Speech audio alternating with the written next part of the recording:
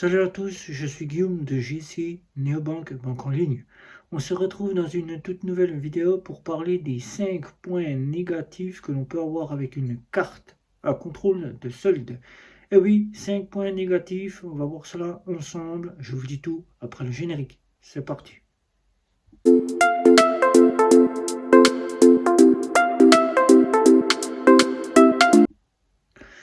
Et oui, maintenant, vous le savez tous, depuis bientôt 2 ans, 2023 était la plus longue année où on a eu quelques banques qui ont suivi le débat, qui ont suivi l'actualité, qui ont suivi un petit peu tout ce qui se passait à travers les néobanques et qui ont fait passer leur carte à travers leur carte Visa classique à contrôle de solde.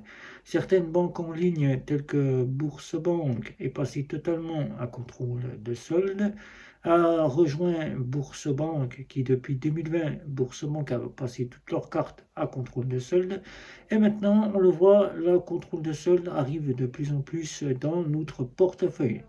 Mais rassurez-vous, les banques traditionnelles classiques, la Banque Populaire et la Caisse d'épargne n'ont pas totalement fait passer leur carte Visa classique à contrôle de solde. Ma famille, une personne de ma famille ayant une carte Visa classique de la Banque Populaire, la toute nouvelle Visa classique avec le nouveau design, est toujours au jour le jour. Donc c'est pas totalement la carte Visa classique qui est à contrôle de solde. La contrôle de solde que nous connaissons tous est donc la Visa Electron, qui a été la toute première carte à contrôle de solde, puis est arrivée ensuite à la Maestro, qui a suivi le chemin de la Visa Electron, tous deux identiques, puisqu'il faut savoir que Visa et Mastercard n'ont pas d'inconvénients, elles sont équivalentes, elles sont quasiment même, on pourrait dire, il n'y a que le réseau qui change, voilà, c'est tout, il n'y a rien qui change de plus.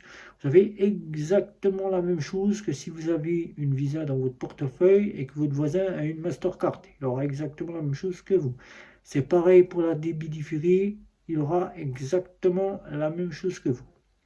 Mais là, il y a 5 points négatifs que nous aimerions tous connaître, puisqu'il y en a, et c'est ces 5 points négatifs que je vais vous remettre, que vous avez avec votre carte à contrôle de solde.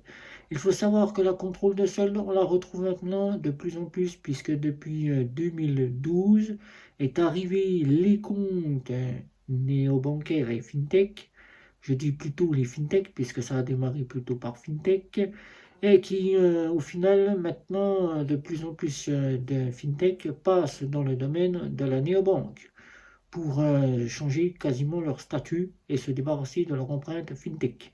Fintech, il faut savoir que c'est une nouvelle technologie et néobanque. Néobanque, c'est une banque, si on peut le dire, comme Orange Bank, ma French Bank, tous deux qui fermeront leurs portes cette année 2024 qui peut-être ma French Bank fera tout pour que sa structure soit rachetée, que la Poste fasse le nécessaire pour qu'elle soit rachetée par une nouvelle banque, ou tout simplement que les clients passent directement à la banque postale, qui la banque postale commence maintenant à faire passer toutes ses cartes à contrôle de solde, y compris la Visa Première, puisque certains clients de la banque postale me rapportent que la Visa Première devient à contrôle de solde.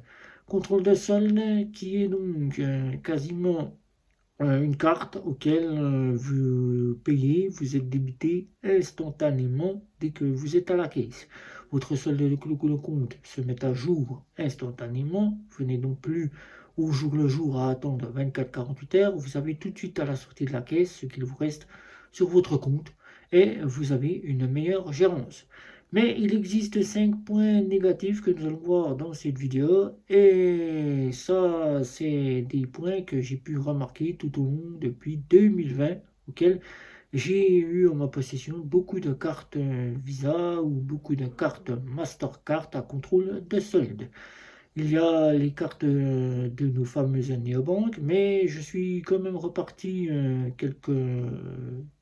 on va dire un mois, voilà, avec une Visa Electron de la banque postale, auquel elle n'a pas évolué non plus. Elle est toujours dans le domaine que nous la connaissons depuis bien des années. Voilà. Alors, On va commencer par le premier point. Et moi, j'ai choisi la carte de chez Lydia pour vous présenter une des fameuses fintech. Il y a celle de Nickel, il y a celle de chez Bung qui est une néobanque, il y a celle de chez Revolut qui est une néobanque qui se veut être une banque en ligne, et il y a celle de N26 que j'aurais pu prendre aussi. Mais toutes ces cartes-là, si on prend Lydia, elles sont toutes équivalentes puisqu'elles proposent à peu près la même équivalence. Alors, premier point négatif que je vais vous citer ici, que vous allez voir à côté. Alors, le premier point, c'est le premier point négatif, que si on n'a pas d'argent sur le compte en banque, on n'est pas à la carte bancaire que nous avions tous connue avec le jour. Nous sommes à contrôle des soldes. Pas d'argent, et bien votre carte ne fonctionnera pas. Il faudra bien évidemment faire des virements sur votre compte pour pouvoir payer. C'est un des inconvénients. Alors qu'avant, ben, tout simplement, le point était que même si on n'avait pas d'argent et que nous avions besoin de faire des courses, eh ben, au jour le jour, on pouvait quand même, on peut toujours, puisque la carte existe encore, faire des paiements et être débité en hors découvert. Mais là, il faut faire très attention au jour le jour. Je le répète à ceux qui ont une carte au jour le jour, car les banquiers, ben, ils n'aiment pas que nous utilisions notre carte à tort et à travers. Donc le premier point négatif, c'est que s'il n'y a pas d'argent sur la carte, eh ben, on ne peut pas payer. Voilà. Le deuxième point négatif, ça concerne le paiement en plusieurs fois. Paiement en plusieurs fois, et oui, même si vous avez déjà pu avoir affaire au paiement en plusieurs fois avec votre carte bancaire au jour le jour, la carte bancaire à débit immédiat contrôle de solde est généralement refusée. Et oui, c'est pas la banque qui refuse. La banque, elle est là juste pour proposer les options, qui vous dira oui, c'est possible, vous pouvez faire du 4 fois sans frais, mais qui soulignera en caractère gras, puisqu'elle vous fera un petit communiqué, soit par email pour vous l'expliquer, soit elle vous le soulignera bien au téléphone ou devant vous, face à face, si vous êtes en banque traditionnelle classique, que même pour une carte à débit jour le jour ou à contrôle de solde comme celle de Lydia, ou bien la Visa Electron, ou bien toute autre carte, seule la Visa Electron, ça ne sera donc pas possible de faire du 4 fois sans frais. Elles sont totalement refusées. Mais il faut savoir que si vous avez une carte à contrôle de solde de néobanque ou de fintech, ou bien que vous êtes dans une banque traditionnelle et classique ou une banque en ligne, il faut savoir que toutes les cartes bancaires, Visa, Mastercard, débit jour le jour ou débit contrôle de solde, sont généralement refusées. C'est pas faute, même si vous passez et que vous arrivez à faire plusieurs fois du paiement, plusieurs fois, c'est que vous n'avez pas été contrôlé. Contrôlé, puisqu'il faut savoir que ce n'est pas la banque qui contrôle, mais c'est le commerçant et la société de crédit. Ces deux structures, commerçants et société de crédit, vont se mettre en commun d'accord. La société de crédit fera le plus gros du boulot. Elle vérifiera que vous n'êtes pas interdit bancaire, que vous n'avez pas utilisé à tort et à travers le paiement plusieurs fois, que vous n'avez pas eu des paiements auxquels vous ne les avez jamais honorés, c'est-à-dire que vous êtes parti en Banque de France pour paiement, incident de paiement, que vous n'avez donc pas eu de refus catégorique pour toute autre chose, et c'est elle qui va statuer si oui ou non vous pourrez faire du paiement en plusieurs fois. Et là, c'est le deuxième point, le paiement en plusieurs fois, c'est le paiement qui est toujours refusé, c'est le point négatif. On se retrouve toujours avec un paiement plusieurs fois refusé. Là, les personnes qui me diront, moi je peux en faire autant que j'en veux, c'est qu'ils ne sont pas contrôlés. Donc, jusqu'au jour où la société de crédit se dira, mais c'est bizarre, cette personne commande toujours et arrive à faire du paiement en plusieurs fois, qu'est-ce qui se passe? Avons-nous nous-mêmes effectué un contrôle? Et là, c'est là que vous ne vous n'y attendez pas. Et là, boum, c'est le contrôle. Et là, vous êtes refusé. C'est pour cela que plusieurs personnes me disent, je suis refusé avec ma carte à contrôle de solde. Le troisième point, et ça c'est un point qui va concerner les stations essence avec la carte à contrôle de solde. Ce point négatif que je vais citer ici, le troisième point négatif, c'est qu'il faut absolument avoir une caution, une pré-autorisation. Une caution qui dit que vous avez de l'argent sur votre carte bancaire. Si vous n'avez pas d'argent sur votre compte, eh bien, la station essence, vous ne pouvez donc pas prendre de l'essence. Mais il faut savoir que certaines cartes, comme par exemple, on va dire les cartes prépayées, là, vous ne pouvez donc jamais prendre de l'essence avec une carte prépayée. Vous ne pourrez donc, une fois sur 4 ou 5, avec une Visa Electron, passer sans aucun souci pour prendre de la partie 24-24 auquel vous pourrez le faire. Puisque les électrons commencent à évoluer, ils commencent à se mettre directement à la page, puisque normalement, maintenant, Electron va devenir Visa classique, puisque 2024, normalement, ce n'est pas encore effectif, mais la carte Visa Electron devrait disparaître, tout comme la Maestro a commencé depuis 2023, ce début d'année 2023, où il y a eu les Maestro qui ont été annoncés comme étant stoppés par Mastercard pour laisser place à une Mastercard. Donc maintenant, si vous avez une Visa Electron, ben, c'est que votre banquier en a décidé ainsi. Vous pourrez donc prendre de l'essence puisque maintenant elles ont été revues, mais il se peut que certaines stations ne les acceptent pas. Donc le gros point négatif, c'est directement que certaines cartes ne sont pas acceptées, mais qu'il faut au moins avoir une caution pour donner à la station essence que vous avez de l'argent sur votre compte. Sinon, ben, vous ne pourrez donc pas prendre. C'est le plus gros point négatif par rapport à la carte de débit immédiat où il contrôle simplement que vous avez les plafonds nécessaires. Il se fiche complètement que vous avez de l'argent ou pas, puisque la carte de débit au jour le jour n'est pas contrôlée. Donc c'est juste le plafond qui est contrôlé, et si vous avez le plafond, vous pouvez prendre de l'essence.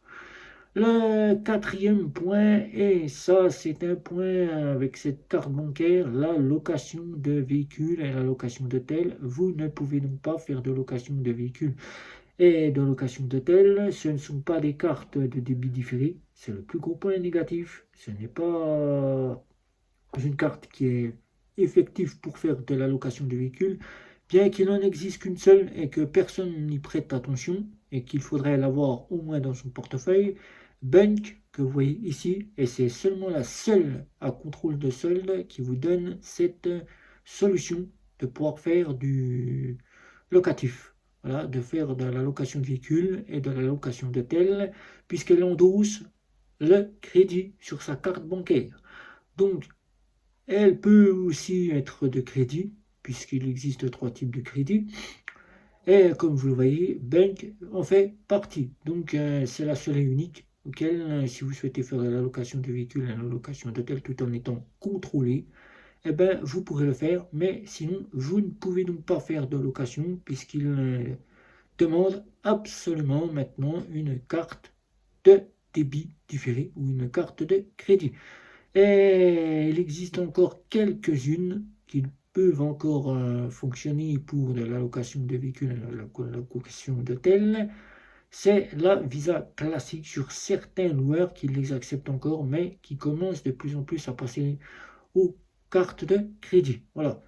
Ensuite, le dernier point qui est le point que tout le monde se pose la question, le plus gros point négatif, c'est est-ce que ma carte va pouvoir passer au péage et au parking souterrain? On se demande si on a une partie qui nous fera passer sur la carte bancaire, le péage et le parking souterrain. Il faut savoir que les visas électrons, pour ceux qui disposent des visas électrons, commencent maintenant à faire en sorte de pouvoir passer au péage. Grâce au sans contact. Grâce au sans contact que vous voyez ici, sans contact ici, vous pouvez prendre, si le sans contact est sur la borne du péage du parking souterrain, vous pourrez prendre 6 passages souterrains et 6 péages. Mais sinon, la carte Visa Electron, le banquier qui vous la remet vous le dira ouvertement, il n'est pas possible de faire du péage, même en forçage. vous ne pourrez donc pas prendre puisque l'option pour prendre le péage n'est pas actif sur la carte bancaire. Donc, il n'y a que le sans contact et la banque postale le souligne bien. Quand vous prenez la Visa Realis, les péages sont possibles que si vous avez le sans contact disponible. Sinon, ce n'est pas possible. Les cartes de nos fameuses cartes à contrôle de solde ne sont pas précisées et même si vous en demandez une à un banquier que vous sollicitez ces cartes-là, les banquiers vous diront mais le hors-ligne ne fait pas passer les cartes bancaires. Là, c'est le plus gros point négatif que nous retrouvons, que les banquiers ne connaissent pas le domaine du hors-ligne. Et le plus gros point négatif, c'est que seuls les néobanques sont aptes à nous dire qu'il y a du offline, un petit offline de 20 euros pour certaines. C'est le plus gros point négatif que je mets à l'honneur, puisque 20 euros, des fois, c'est peu, surtout quand on fait des courses, qui peut encore arriver en France, puisque maintenant, c'est de moins en moins, mais ça peut encore arriver du offline. Et si on a un offline qui est conséquent de 50 euros, là, c'est pas possible avec une carte qui n'a que 20 euros. Plus gros point négatif qui se rajoute à ce que je viens de vous citer. Et ensuite, directement, il faudra vous retourner vers ces fameuses néobanques pour Bunk ou N26 qui, eux, disposent de ce fameux point de offline. Ou là, plus gros point négatif si vous êtes client de chez Revolut. Revolut ne dispose pas de offline, mais d'un hors-ligne qui doit être décidé par Mastercard et par Visa. Et c'est là que quand vous êtes dans une banque traditionnelle classique ou dans une banque en ligne, vous n'avez pas à vous soucier puisqu'elle l'en propose. Quand vous êtes chez Revolut, là, au Revolut, même au bout du 3e paiement refusé, généralement, c'est pas accepté que sur des solutions comme par exemple l'avion, ou encore là où vraiment ils ne peuvent pas faire autrement, Mastercard et Visa, ils acceptent. Le plus gros point négatif, c'est de toujours se demander est-ce que sa carte bancaire va passer au péage, au parking souterrain et au terminal de paiement si celui-ci n'est pas connecté. Voilà. Donc c'était ces 5 points négatifs que je vous ai bien détaillés sur chaque partie de ces 5 points négatifs avec une carte à contrôle de solde. Faut-il en avoir une dans son portefeuille pour finir cette vidéo? Je dirais que oui, c'est une bonne solution pour celui qui veut apprendre à gérer son argent, qui ne veut pas avoir affaire au découvert et se voir dans le rouge, ou tout simplement se mettre en entente avec sa banque pour avoir un petit découvert et ne pas aller au-delà de ce découvert comme le fait Bourse-Banque, comme le fait encore Fortuneo ou comme le font encore les banques classiques, ou encore Before Bank qui annonce que vous pouvez avoir un petit découvert. Eh bien, tout simplement, je dirais que oui, c'est une bonne solution, puisque dès qu'il n'y a plus d'argent, on ne peut plus rien faire, mais c'est pas vraiment une très très bonne solution, car la carte bancaire ne peut généralement pas passer partout, comme nous l'avions avec nos fameuses cartes au jour le jour. Voilà. Mais c'est peut-être une solution pour celui qui souhaite quasiment ne plus se soucier du jour le jour. Voilà. Donc des questions, c'est en dessous de la vidéo. Un petit like, un petit partage, un petit abonnement, les réseaux sociaux. C'était Guillaume. Ciao, ciao, ciao.